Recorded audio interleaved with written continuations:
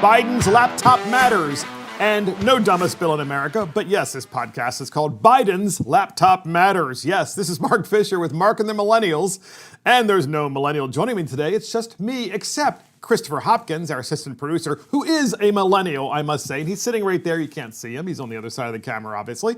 And our producer, Adam Coutura. So we want to thank these guys for keeping this podcast so professional.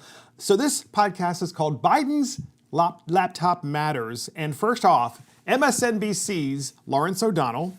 So MSNBC, you know, the anti-Trump network, one of many anti-Trump networks, by the way. Lawrence O'Donnell asks Nancy Pelosi in May of this year, about universal mail-in voting. So at that time, Nancy Pelosi was completely and utterly all about mail-in voting. She loves mail-in voting. And she wanted to make sure that her stimulus bill, her next stimulus bill, included basically unlimited resources for mail-in voting and voting at home, as she called it. And you can tell by her face how excited she is to make sure that happens and that mail-in voting is going to give the Democrats an advantage because during the pandemic, that's the whole goal, right? First, scare the heck out of people not to go to the polls to vote. And then secondly, make sure that they vote at home and that you can engage in ballot harvesting, which of course is what they already do in California. Nonetheless, here's Nancy Pelosi. We have a clip of her explaining how excited she is about mail-in voting. And we have other clips about this too, and how she's changed since then. So here's clip number one. What is it that your legislation does to help allow mail-in voting, and what does it also do at the same time to support the post office? Fine, thank you for that. First of all, we're now calling it voting at home. Because that's really what it's all about, enabling people to vote at home. And in the legislation, we have additional funds, $3.6 billion, which is what is necessary for us to conduct an election, which follows some of our encouragements. That is that every voter would receive an absentee ballot, that there would be same-day registration. Yes. So every voter would receive an absentee ballot. She's really excited, too. You can just tell by her facial expressions. If you're listening to the podcast, I know you can't see it, but I'll explain to you. Her face, she just looks so happy. And you can just tell this is what they've been waiting for at the national level, at least back in May, is to make sure that you can have same-day voter registration. Think about that for a minute, right? So let's just say that your candidate, doesn't matter who your candidate is running for president of the United States, and there's a national law for same-day registration. Well, what can you do then? Well, let's say your candidate is behind in Pennsylvania. Then you can basically send out lots of emails to all of your friends and say, hey, do me a favor, move to Pennsylvania for 2 days and register same day, right? Same day registration. Just show up at the registrar's office of the Board of Elections and do what? Register. And so you can literally change the outcome of elections by cheating. There's no difference between ballot harvesting, which is the process by which you go out and you collect ballots from people individually, and then you kind of course, coerce them and convince them to vote for your candidate, but then you actually collect their ballot as well and then deliver it on their behalf, which of course is wrong because that's rife for you to throw away the ballots that you don't like. You can open them up, you can alter the ballot, and we know that's been happening in California for years. There's no difference between that and basically same-day registration, which is to say, hey, Trump is going to win Pennsylvania by 10,000 votes. We need 20,000 people to move to Pennsylvania and go and register in the same day. So it is rife for cheating, but Nancy loved it then, okay? She loved it then, but then 2 days ago, that was back in May, 2 days ago, Pelosi says, don't depend on the mail. Now she's done a complete 180, and she's saying you can't depend on the mail because of the post office. This is the same person who said in May, depend on the mail and cheat. And now she's saying, don't depend on the mail because it takes too long. So she completely reverses herself, and there's a reason for this. And we're going to go into that in a minute. But first, here's her clip. I hope that people will not depend on the mail because they have done all they can to dismantle the postal system, but I salute our postal workers, our letter carriers, and those who are making the best of the situation. But even the Postal Service is saying it's too late now to mail. A first-class piece of mail to take more than 5 or 6 days to reach its destination that speaks for itself. Yet you were mailed your ballot at least a month ago, in many cases 2 months ago, and you could have mailed in your ballot right away, in which case you had 30 days for the ballot to get there. Or you could vote in person. Imagine that. And know for a fact that your vote would be counted, right? I mean, of course, that's what you could do. But no, Nancy says, now she's saying, this is just yesterday, she's saying, you can't rely on the mail. Don't put your ballot in the mail. The mail is not reliable. It's Trump's fault that the mail is not reliable because Trump is trying to cheat. So where are we headed with this? We are headed towards, in my opinion, a Democrat Party who's going to challenge the results of the election. Of course, unless Biden wins.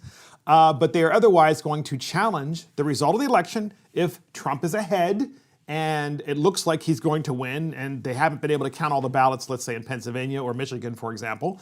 And they're going to go and they're going to start rioting because that's what Democrats do. And they are setting the stage for this. It is so dangerous. It's not what elected officials are supposed to do. They're supposed to provide confidence in our elections and encourage people to go to vote in person or encourage them to have mailed in their ballot, I don't know, like a month ago when they could have. So Pelosi nonetheless says, and she said this also a couple days ago, she said she's confident Biden will be elected on Tuesday. But then she says, what? She says, what? We have a clip on this, and this is all interrelated to what their plans are this election. And here is that clip. I'm confident that Joe Biden will be elected president on Tuesday, whatever the end count is. But on the election that occurs on Tuesday, he will be elected. On January 20th, he will be inaugurated president of the United States. So while we don't want to be overconfident or assume anything, we have to be ready for how we are going to go down a different path.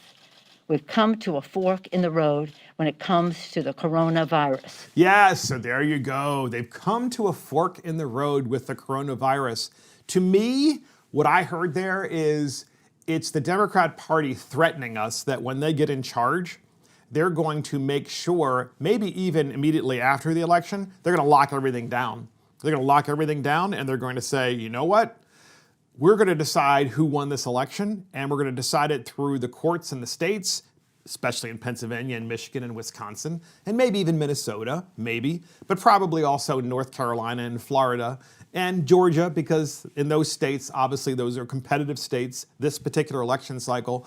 But what she's saying is that they're confident Biden's going to win, but at the same time, they're not so confident that they're going to make sure that they're going to seed unrest and seed uncertainty about who actually won the election. Just like they did in 2016, right? In 2016, what have they been doing since 2016? They've said Donald Trump is not a legitimate president, that he colluded with Russia and he cheated. Now they're saying Donald Trump is colluding with the post office and he's cheating.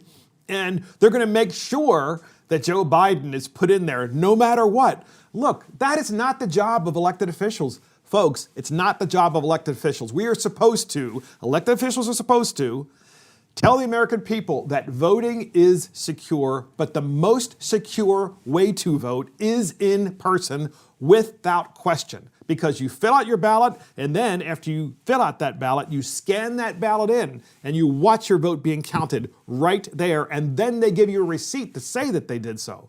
Because the machine prints out a receipt and says, hey, guess what? We just received your vote, and it was scanned in.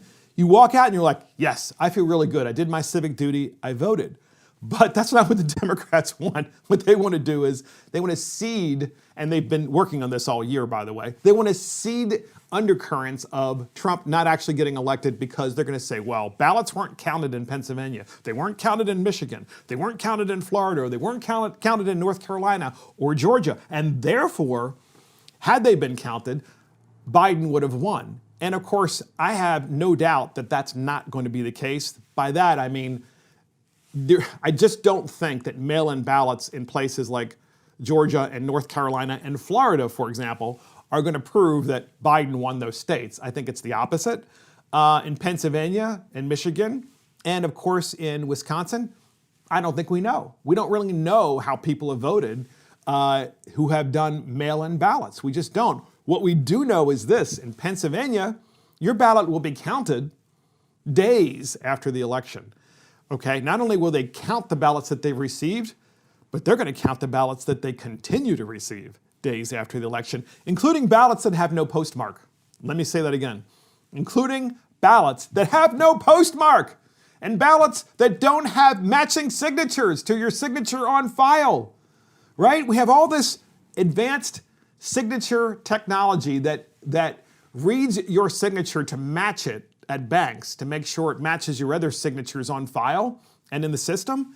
Why don't we do that with voting? But no, not in Pennsylvania. In Pennsylvania, you were probably stressed out when you filled out your ballot, so it looks nothing like that signature that you put on your voter card, and it doesn't match, so therefore in Pennsylvania, they're not going to count it. Why would they? Why would they?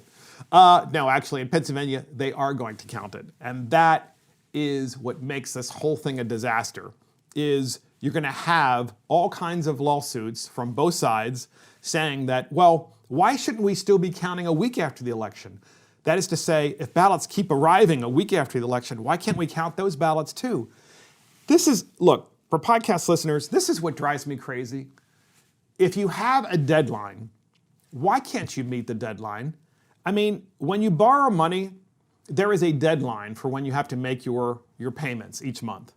And there's a reason there's a deadline, right? There's a deadline because there's an expectation that you are going to follow through with your commitment to repay, and there's a deadline. And with voting, you knew that you were going to be voting all 2020 on Tuesday, but somehow you can't get your act together and vote in a timely manner, whether by mail or whether by showing up. It's ridiculous. What this does is it makes the Democrat Party look as though they have supporters who aren't wise enough, aren't, responsible enough, or aren't competent enough to fill out ballots in a timely manner. Or I think what's much more likely the scenario, you have people in Philadelphia, in Pennsylvania, and throughout Pennsylvania, and also Michigan, probably Detroit, Michigan, by the way, and probably Madison, Wisconsin, who are professional Democrat operatives who are routinely filling out fake ballots. That is to say, they're filling out massive amounts of ballots and mailing them in for people that either have died or people that haven't voted, because that's what Democrats do, and we know this. In Philadelphia, they have a history of doing this. By the way, I'm from Maryland, and in Maryland, Baltimore City has a history of this. Baltimore City has a long history of padding the vote. And in fact, you will find very few Republican poll watchers in Baltimore City because they are basically pushed out, pushed away, prevented from going and actually being poll watchers, because God forbid they might actually ask a question about what's going on. So next up, Joe Biden, speaking of the election, Joe Biden is in a whiny mood, ladies and gentlemen. So podcast listeners, Joe Biden is in a whiny mood. The Biden bus, it's a bus with, Biden for president, was in Texas. And Kamala Harris was actually in the bus because she was campaigning in Texas. I don't know why they're campaigning in Texas. They are not going to win Texas. They're not. You can't say to the American people, you're going to get rid of oil and gas and then go to Texas and think you're going to win. That just shows you how out of touch they are, especially Kamala Harris. But the bus in Texas, the Biden bus, which Kamala Harris was in, was prevented from getting to its destination because there was a Trump parade that was completely organic and organized by Trump supporters. It was so massive that they were interfering with the campaign bus of Kamala Harris. So the Trump parade was interrupting the Biden campaign in Texas as well as in New Jersey. So two separate parades, obviously. And in New Jersey, it was on the New Jersey Garden State Parkway. So Joe Biden was asked about this, I think it was in Delaware, he was asked, this is just a day ago, like, well, you know, what do you think about where the election is now? And Biden is completely and utterly upset about the fact that these parades are even occurring and that they're interfering with Kamala Harris trying to get to her destination. I want to make it clear, in Texas, they weren't like, you know, cutting them off or being disrespectful. It's just that the parade was so massive, it delayed Kamala's arrival at her next campaign destination. That's really what happened. It just delayed her. So as a result of that, they tried to make, of course, Biden in particular, in this particular clip, he tries to make it look like the Trump people are really mean and they're dangerous and, you know, they're revolutionaries and they're bad people. So two takeaways from the clip that you're about to hear where Biden talks about this. First thing, look at how thick Joe Biden's mask is and ask yourself the question, why? Oh, that's a whole nother conversation that we're going to talk about after this clip, but also listen to what Biden says. And here is the clip. And it was on Interstate Highway in Texas. And a bunch of Trump trucks, pickup trucks with Trump flags, tried to run it off the road. We're stopping in front of it. And the president saw it, took the video that someone had taken, and tweeted it back out and said, "I love Texas. I love Texas." When I was here in Philly earlier today, there are 80 Trump pickup trucks with flags riding around my block, beeping their horns for a couple hours. They just shut down, they shut down the Garden State Parkway block there. We've never had anything like this. At least we've never had a president who thinks it's a good thing. So Joe Biden says, we've never had anything like these Trump parades before, where the pickup trucks and cars have American flags and Trump flags and don't tread on me flags and really patriotic supporters of the United States of America and of the president. And he's saying it's Trump's fault that these are occurring. I can tell you this firsthand, podcast listeners, that these parades, right, whether they be boat parades or car parades, are completely and utterly organic. These are individuals using Facebook primarily, and they're using Facebook to create events that are parade events. And they're actually going out and randomly starting a parade and saying, hey, meet us on Saturday at 10 a.m. And guess what? Literally 500 cars show up. It's organic. It's not being paid for. They're not being paid like the Biden people are being paid to show up. They're not being paid like the Harris people are being paid to show up. These are Americans who are really concerned about the direction of their country if Biden-Harris got in office. And they're creating these parades. And Joe Biden is saying, well, they're even going around my house and it's Donald Trump's fault. Well, they're not interrupting Biden at his house. They're just beeping their horns and saying, vote for Trump, vote for Trump. And they're also going to Biden events, because you got the Biden events where you have people in cars. I had this visual, by the way. So a Biden event, you have people in cars, right? And they don't get out of their cars. They just beep the horn as Joe Biden talks. You know, it's like beep, beep, beep, beep. But if you notice, they never pan the cameras to the audience of cars, right? Because they don't want to show you how few cars there are. Because even if there were 100 cars, that's what? Maybe 400 people, 4 people per car, versus 25, 30,000 people at Trump events. I mean, you would then really have a contrast as to how many people actually support Joe Biden and how many people do not. But nonetheless, my visual is that there's Joe Biden speaking at one of his events. And basically what you have is a bunch of people, they're in wheelchairs with the little like horns, you know, it's like, just because Joe's so geriatric. And in the clip that you just heard, did he not look and sound geriatric? He just sounded exhausted, which is understandable, but he hasn't even come close to keeping a campaign schedule like Donald Trump. And the man look, here's the thing.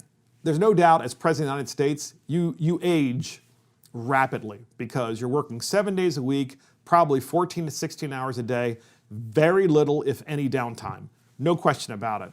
There's no way Joe Biden can handle this. It's so obvious that Kamala is going to be, she's kind of the Manchurian candidate who the left really wants to be president of the United States.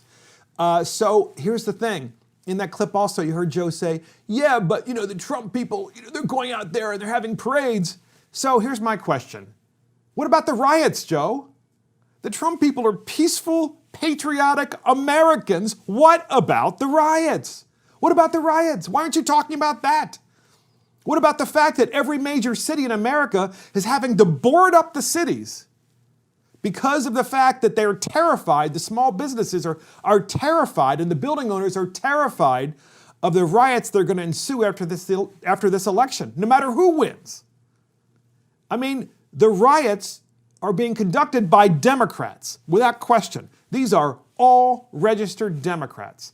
I'm sure some are registered, communists or whatever, if you can even register as a communist, or maybe they're independents who don't have a choice of registering as a communist, but that's really what they are. But let's face it, the vast majority of them are Democrats. And Joe talks about the Trump parades, which are interfering with his bus tour in Texas or interfering on the Garden State Parkway.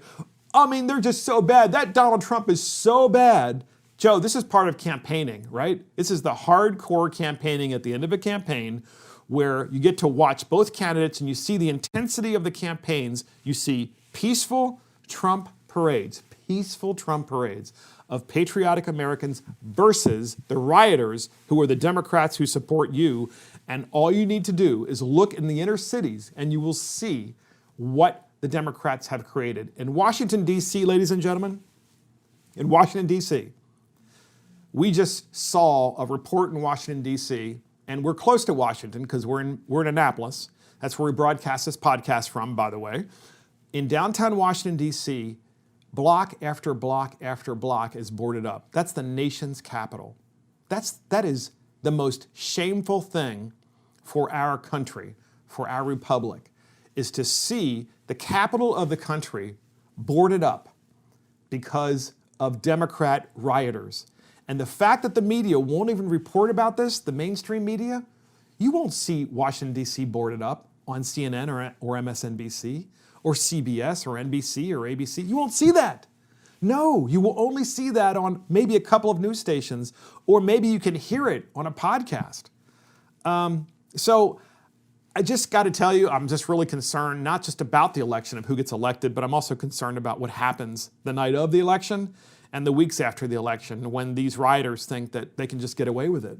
And these blue city mayors are going to just let them do it. They are.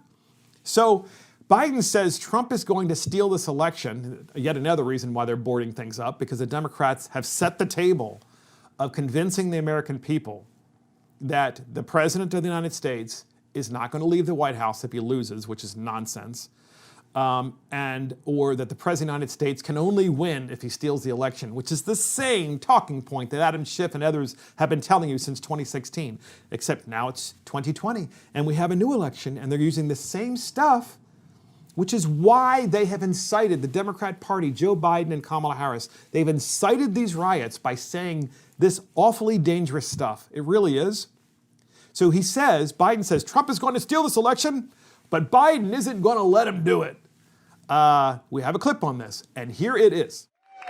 The president's allies today have been talking quite a bit about maybe declaring victory on Tuesday night, even if the votes aren't final, if he seems to be up ahead. What's your response? Our response is the president's not going to steal this election. Once again. So if you are a Democrat who has gone to the extreme side, or you're a progressive who has gone to the extreme side, and you are leaning on the fence about whether you want to go out and start rioting election night, and you're leaning on the fence because of the fact that you've been listening for months and months and months about, if not years, about how Donald Trump has colluded with Russia, and now months and months in 2020 about how Donald Trump is setting the table to steal the election, and then you hear your candidate, Joe Biden, say that, you just heard, that might cause you to, get on the other side of the fence with the rioters and say, oh, that's it, I've had it, I'm going to go riot. That is why it is so dangerous. And there's only one candidate in this election who's talking about rioting, and that's Joe Biden. He's literally, and well, Nancy Pelosi, of course, the Democrat Party, but their top Democrat is literally encouraging unrest by saying, yeah, of course he's going to try to steal the election, but we're not going to let him steal the election. Well, what does that mean? It means you're not going to let him steal the election by using the courts. And secondly, you're not going to let him steal the election because you're going to encourage your people to riot. That's what this is all about. That's what this is all. And I can't imagine that we're living in this country in 2020 where there's a political party that thinks it's okay to board up the cities and prepare America for sustained rioting over the fact that the poor snowflakes can't take the fact that their candidate didn't win in a free and fair election. Nonsense. Nonsense. And shame on NBC, shame on ABC and CBS, shame on MSNBC, and shame on CNN for not covering this in a fair way and talking to the American people about the fact that we do have free and we do have fair elections. And the outcome of elections and what makes us different from banana republics and third world countries is the simple fact that we have a country where we change elected officials peacefully. We have a peaceful transfer of power. And that peaceful transfer of power is incredibly important. It distinguishes us from those countries, and it makes us stronger. Yet the mainstream media will not talk about this because they are so mental. I just don't understand what has happened to journalism. Which, of course, that's a whole nother podcast, which we're going to do post-election, by the way. What's happened to journalism in America? So listen to this, podcast listeners. During an interview with The Hill newspaper, and actually this interview, to be clear, was actually on their video. It's on their podcast, The Hill podcast. Michael Moore, the producer, he's a movie maker and so forth, who happens to live in Michigan. During the interview, Michael Moore says Trump is going to steal the election. So here we go again, right? We have not just elected officials saying Trump's going to steal the election, but now we have Hollywood saying that Trump is going to steal the election. Michael Moore, of course, carries that baton very happily about how Trump is going to steal the election. And this will demonstrate to you not just how stupid Michael Moore is, but how stupid some people are that they would actually believe Michael Moore and or believe anyone who says the election is going to be stolen and that's the only way Trump can get back in. We have a clip on this. We actually have two clips from Michael Moore. Here's the first of two. Listen carefully. Here it is. One thought is that the Justice Department is going to go send federal marshals. The FBI won't do it. They're going to send federal marshals into Pennsylvania on election day, on election night, and they're going to seize the ballot boxes, the hard drives, and they're going to take control of them and bring them back to D.C. Michael. So that's The Hill. The moderator going, Michael, and his eyes, meanwhile, are completely like rolling. The Hill guy. Michael Moore just said that the Trump administration is going to use the Department of Justice, to send in lawyers to states to steal the hard drives from the state boards of election and try to change the outcome of the election. Now, to be fair to the American people and to our podcast listeners, that's why we have poll watchers, right? We have poll watchers. A poll watcher is someone who, generally speaking, is a volunteer, and you usually have at each polling station and at each counting place where they actually count and assemble, the votes, they usually have at least one Democrat who watches and one Republican who watches. That's a poll watcher. And they just watch to make sure that everything that's happening is fair and that everything is transparent and no one's trying to, throw away a ballot or, maybe shred a ballot or maybe steal the hard drives from the vote machines. But according to Michael Moore, the producer who lives in Michigan, I think Flint, Michigan to be exact, Moore is saying that Donald Trump's going to send in the Department of Justice He's going to use a federal government agency to steal the election once again.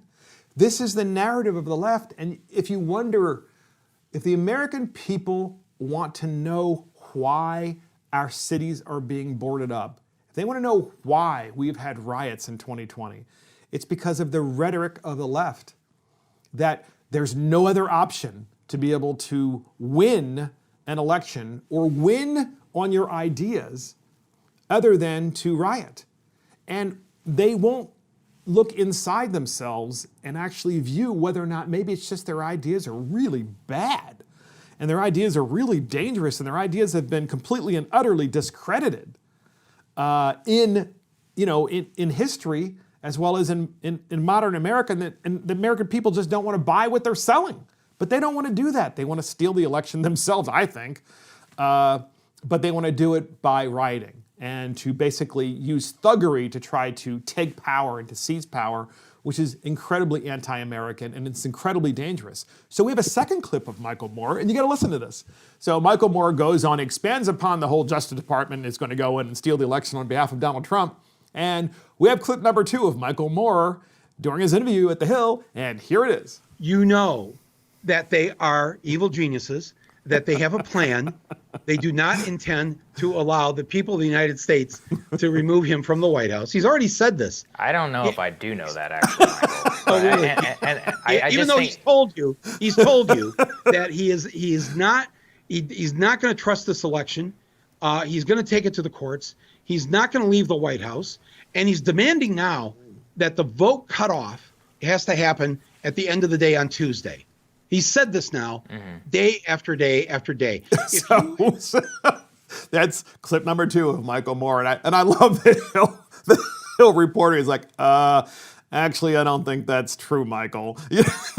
And meanwhile, he's like rolling his eyes. So there's Michael Moore, of course, saying that Donald Trump is not going to leave the White House. He's going to do whatever it takes to steal the election, including going to the courts. Well, ladies and gentlemen, the reason why you go to the courts after an election is because we have so incredibly cannibalized our election process by allowing mail-in voting en masse, which, and by the way, including mail-in voting that occurs after the date of the election in Pennsylvania and in Michigan and in other places, by the way. Let me say that again. You can fill out your ballot and mail it in, and it's still going to be counted even though it arrives after the date of the election, and that's what all these court battles are going to be about. Well, should that be allowed or shouldn't it? Well, of course it should not be allowed if your ballot doesn't show up by election day, the close of the election, then your ballot should not be counted.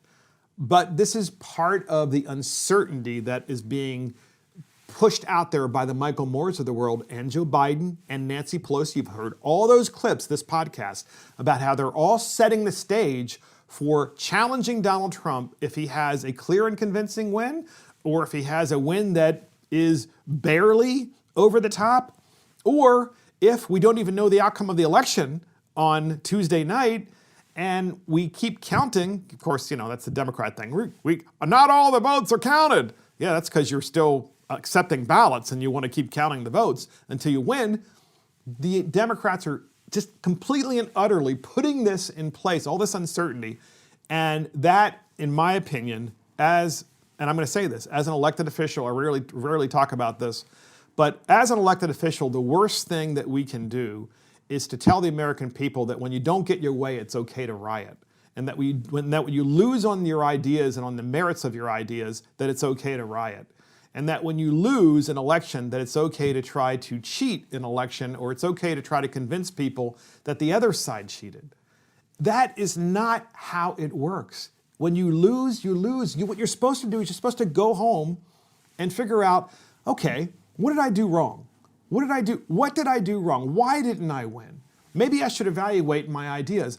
To me, this is analogous to what we're doing in many public schools, which is, you go home, and you take your kid, right? Let's just say you're in middle school or high school. You take your paper home to your mom and dad, and I failed my test in English. And your parents go and they go to the teacher and they say, well, that's not fair. Every child, that's just wrong. This is at least a B. You should give him a B on this.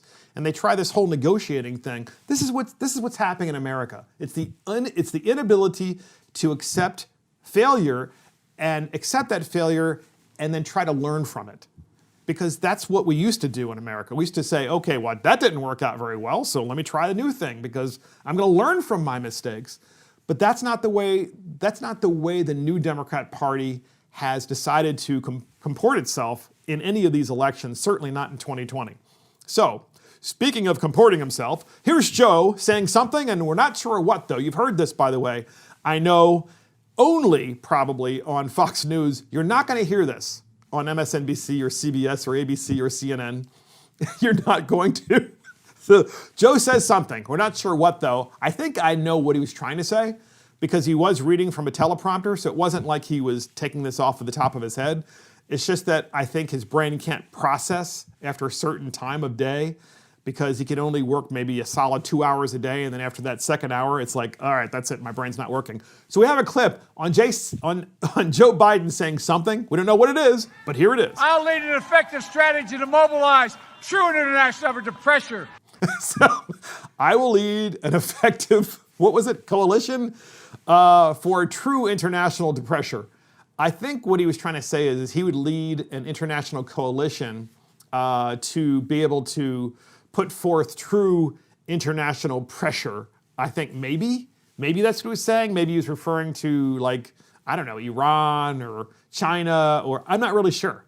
But you heard that as clear as I did, and it makes no sense. Look, here's the question for you podcast listeners. Are you willing to have a president who talks that way for 4 years?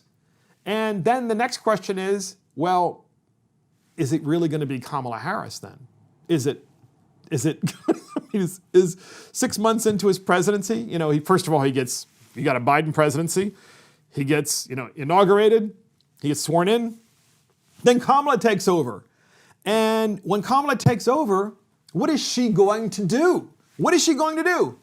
So podcast listeners, if you want to know what Kamala Harris is going to do, and you thought for 1 minute that the Mark and the Millennials podcast was maybe, I don't know, exaggerating too much about how we think the Democrat Party has become the party of Marxism and communism, and they're out of touch and they're out of control, well, we have proof of it now with Kamala Harris.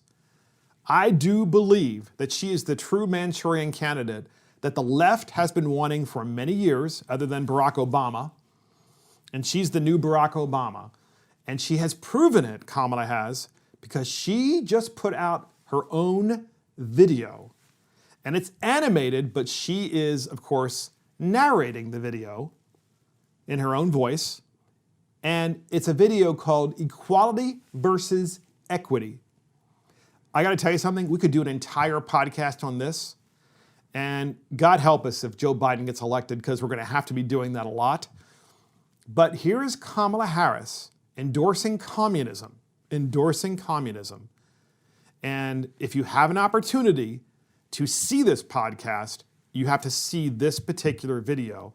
Listening to it is good enough too, but seeing it, you can see how incredibly dishonest and dumbed down it is for their voters.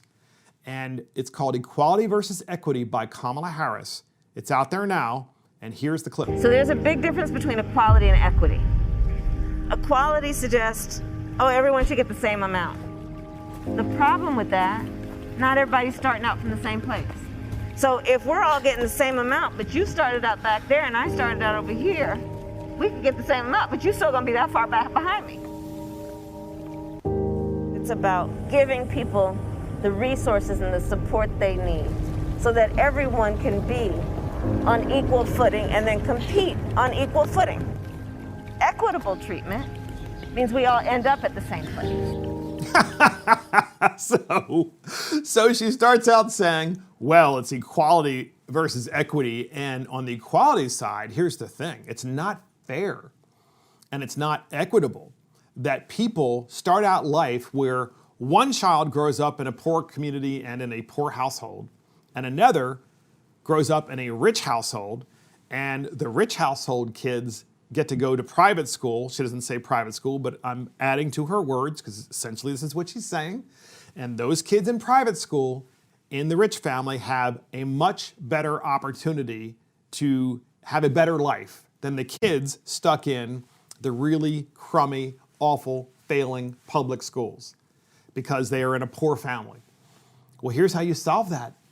If you really want to equalize the opportunities that every American has at the starting gate of life, then you do that by school choice so that the child in the poor family has an opportunity to go to a private school just like the child in the rich family. And they do that, they're able to afford that because we give them school vouchers. We give the children in the poor families school vouchers so they can go to a school of their choice. And then what we're talking about at that point is equalizing children at the starting gate of life. And it's no longer about whether you're poor or rich. You know what it's about? It's about merit. Are you willing to do the work that it takes to get into that private school? Are you willing to do the work that it takes to stay in the private school because of the very high standards? Or do you not really care? And this is what Kamala doesn't get because she is 100% against school vouchers, just like Barack Obama was. 100% against school vouchers. And then she goes on to say, well, that's first and foremost in her video, she says that's how you start out equalizing people because you equalize them, at the beginning of life and you give them that opportunity. Quite honestly, if we did that in education and just education, I would agree. Okay, but she doesn't want to do that. And then she goes on to say at the end of the video, well, yeah, when people are on top of that mountain, because there's a visual of these two people on top of the mountain, then they're equal. That's equity. She's confusing equity and equality, and it's intentional in the Democrat circles, right? Because what we should do is throw both of those words out and talk about opportunity and equalizing opportunity at the starting gate of life. And then after that starting gate of life, it's up to you, because it is up to you. It's up to you, it's up to your family, it's up to you whether you are going to be successful or whether you're not going to be successful. It's up to you whether you go to college or whether you want to be a tradesman. There's nothing wrong with that, and that's a good thing. But what Kamala is trying to do is to say that, oh, by the way, the person over here who worked 7 days a week and 10 hours a day and did not take vacations for 5 years and then bought a house in a nice suburb, that person is bad. And we must take from them to equalize the outcome, because the outcomes must also be equal. Outcomes are not supposed to be equal unless you live in a Marxist society. This is who Kamala Harris is. She believes that the United States of America should be converted to a Marxist society because outcomes should be equal. And the visual of her video, where at the end you're on top of that mountain, you got two people, they're exactly at the same level. You don't have one climbing the mountain. You don't have one sleeping on the side of the mountain, which is the real world, right? You got some people that just don't care. You got some people that do care. You have some people that work harder than others. You have some people that are smarter than others. And this is the same Democrat Party that's trying to dummy down the public school system by saying, oh, it's not fair, just like I talked about earlier. It's not fair that little Johnny got an F on his paper. I mean, no one should get an F. I beg to differ, because I will tell you that I know many people who have graduated from college and they're fresh out of college and they can't write anything. They just can't write. And that is a result of the really poor public education system, as well as the really poor college education system. If you can graduate from college and still not write, then I'm sorry, something is really wrong here. But that is the future of Kamala Harris's America, where everybody is treated the same no matter how much effort they put in. And that's what Karl Marx said, right? Karl Marx said that in perfect socialism and communism, each person can take according to their ability, can work according to their ability, and take according to their need. You can work as hard as you want, but you can take as much as you want. So, why would you work then? Why would you work? You wouldn't work because someone else is going to do all the work and you just take all of the fruits of their labor. And that's the world that she wants to create. It hasn't worked in North Korea. It didn't work in the Soviet Union. It's not working in Cuba. It's clearly not working in Venezuela. But she wants to bring it here to the United States because, she's a really woke Californian. And ladies and gentlemen, podcast listeners, this could be the next president of the United States, Kamala Harris, because we know Joe Biden isn't going to last. And yet this is who we are talking about voting for? Are you kidding me? This is a brand new video. This is a brand new video that's out there. And it's all over Twitter and it's all over, various articles and so forth. But it just came out, and that's why we're talking about it.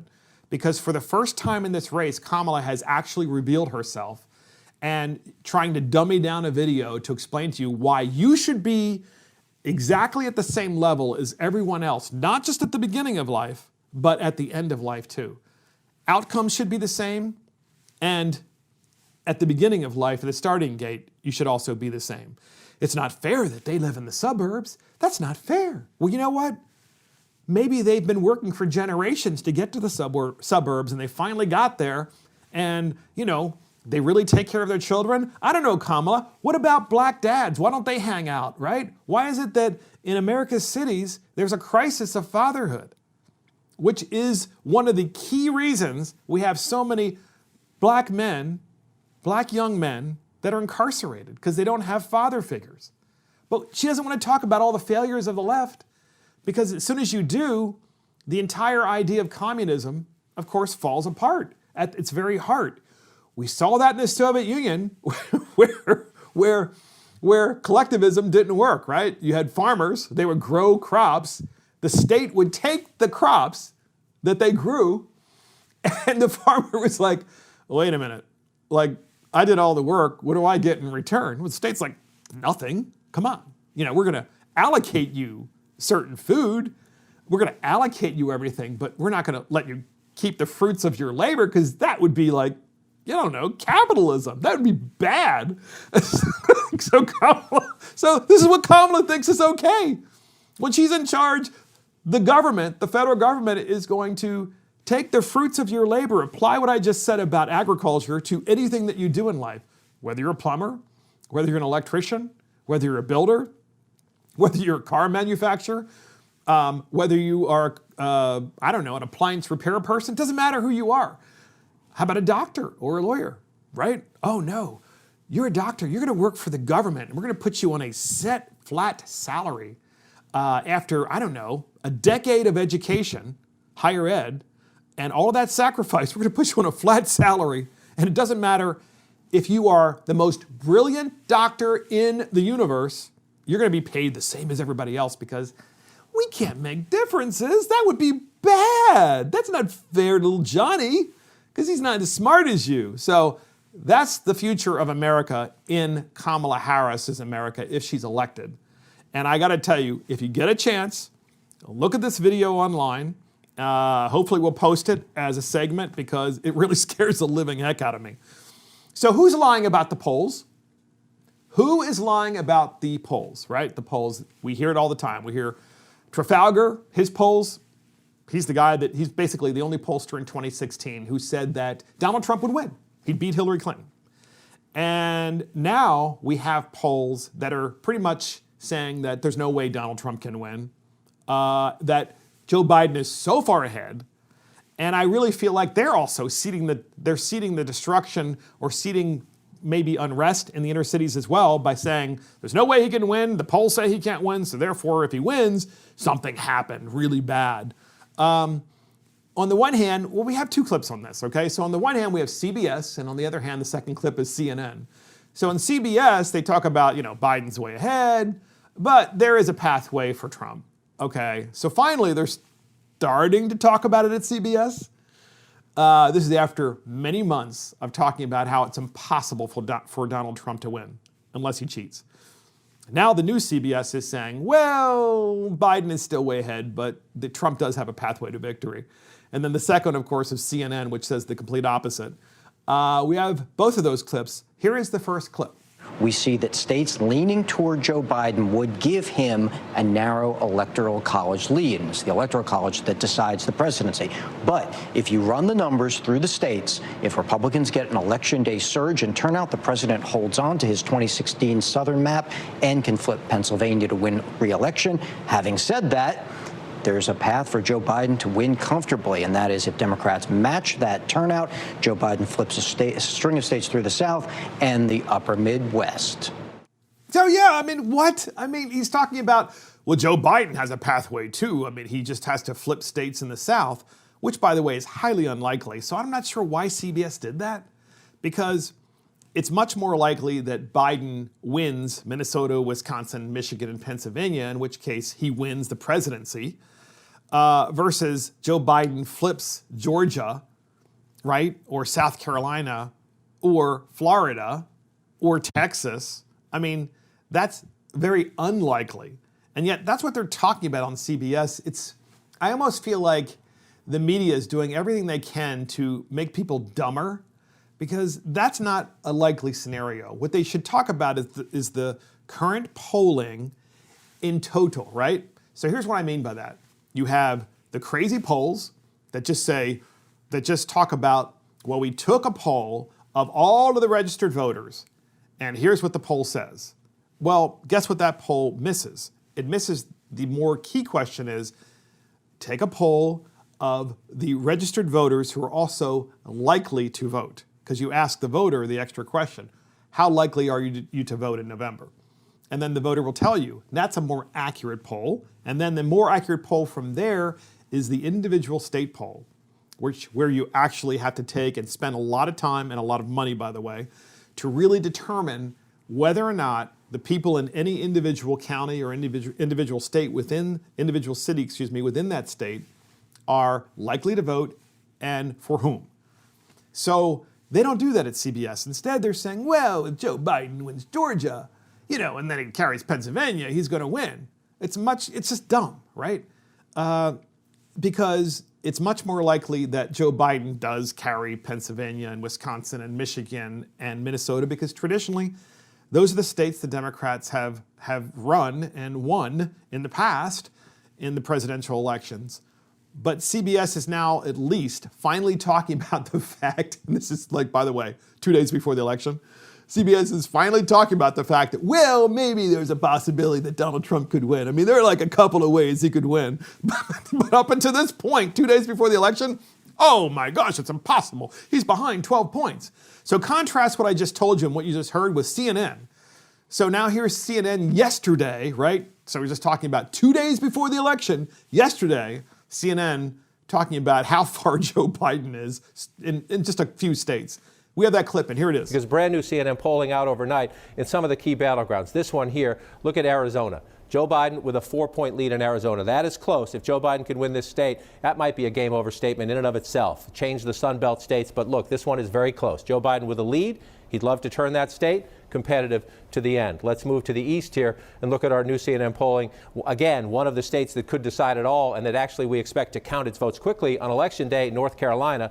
Joe Biden with a 6-point lead in North Carolina. If that holds up, that would block the president. He needs North Carolina's electoral votes to win re-election. Joe Biden with a lead there. A couple others quickly. Michigan. Remember, Pennsylvania, Michigan, Wisconsin. That's what made Donald Trump president. He cracked the blue wall. Well, look at this. The new CNN poll, a 12-point lead for Joe Biden. A steady, stable lead we've seen for Joe Biden.